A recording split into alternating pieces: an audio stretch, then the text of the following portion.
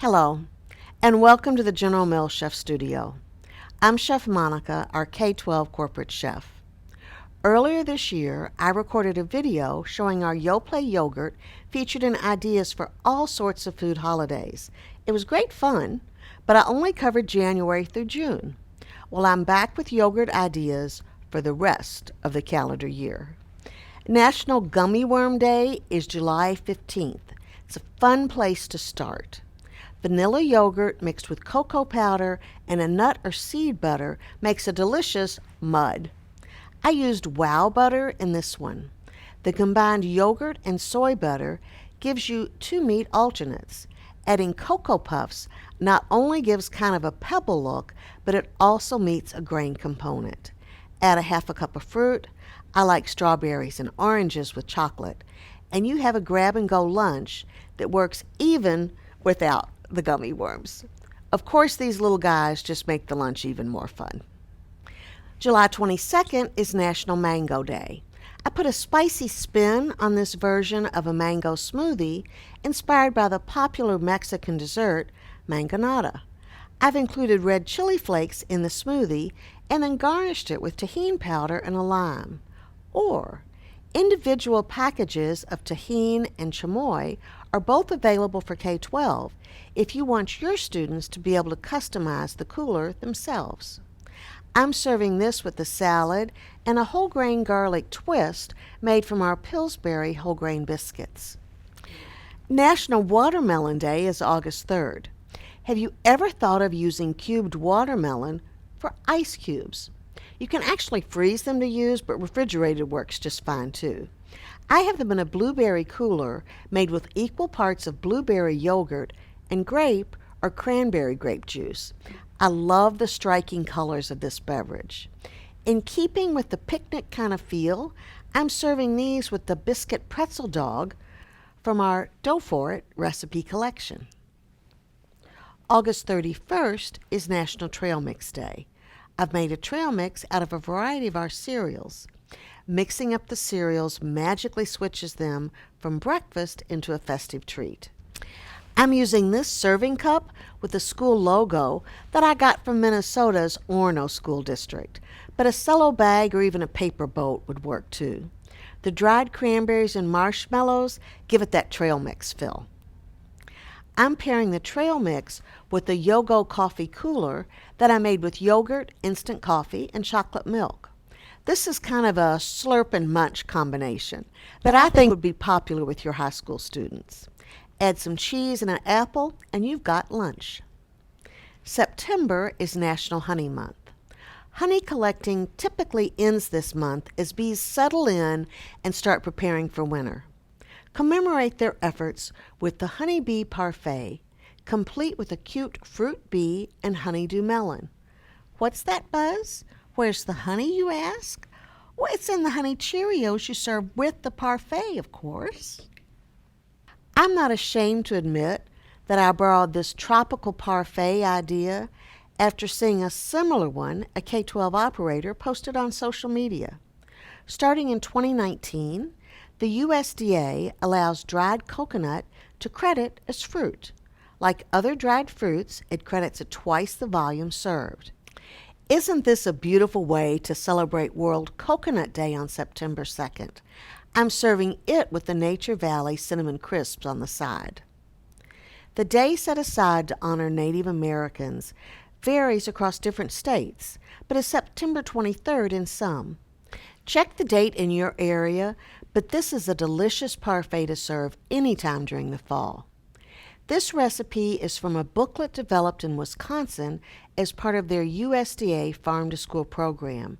This resource is available to download on their website. Their recipe calls for roasting butternut squash with maple syrup and cinnamon. I know you can just imagine how good roasted squash tastes paired with cranberries and Yoplait vanilla yogurt. I've topped it with 1 ounce equivalent of Nature Valley oats and honey granola. Annie's Bunny Grahams would be a good second grain to serve. Now I'm going to set aside the Bunny Grahams and hop around to change my display for the rest of the year. Be right back.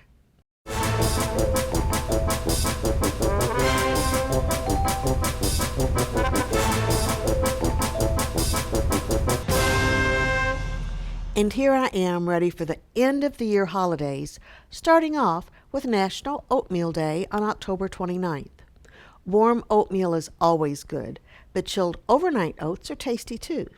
Here's a recipe featuring peaches and strawberries, but you could use any number of different fruit combinations and switch between vanilla, blueberry, and strawberry yogurts for variety. Forgot to prep the overnight oats the night before?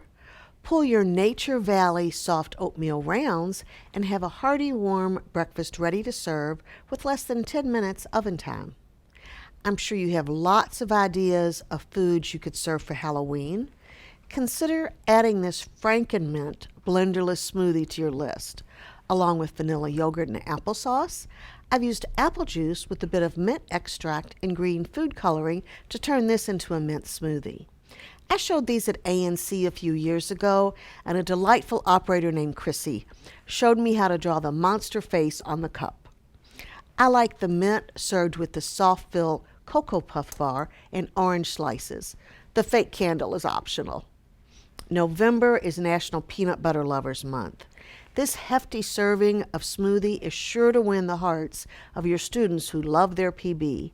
Per portion, this contains 1 cup of milk, a half a cup of apple juice, 4 ounces of vanilla yogurt, plus 1 ounce of peanut butter.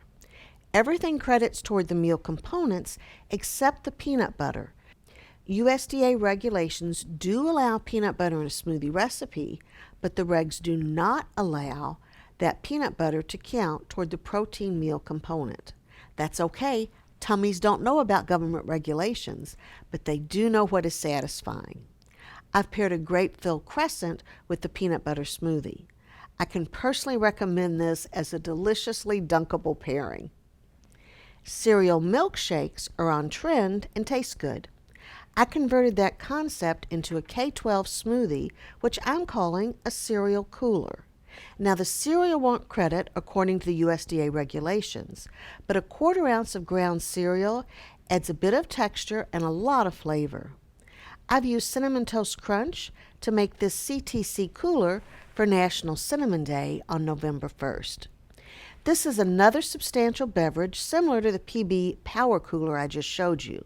Same ingredients, but instead of PB, I mixed in a 1/4 ounce of ground cereal. A few of those crazy squares on top work as flavor cues. Cinnamon mini bagels might be a bit over the top, or not. Diwali, the Festival of Lights, is one of the most important festivals in Indian religions.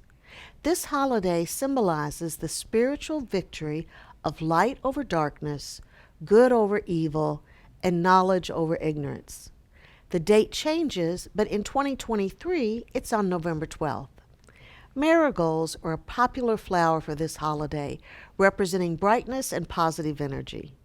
I'm showing a mango fruit salad for Diwali, inspired by the mango fruit custard, which is one of my favorite Indian desserts.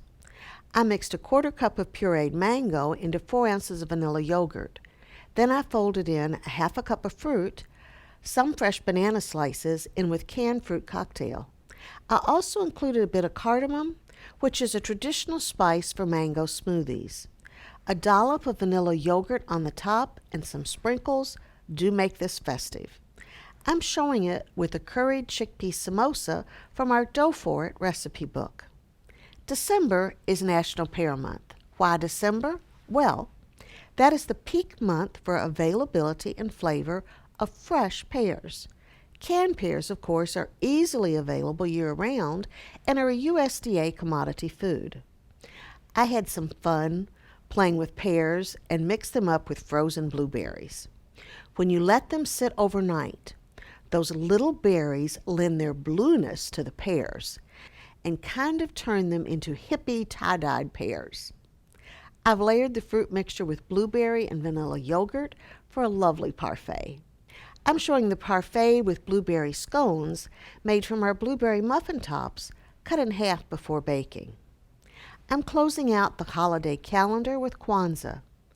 Corn, known as muhindi, is one of the 7 symbols displayed during end-of-year Kwanzaa ceremony.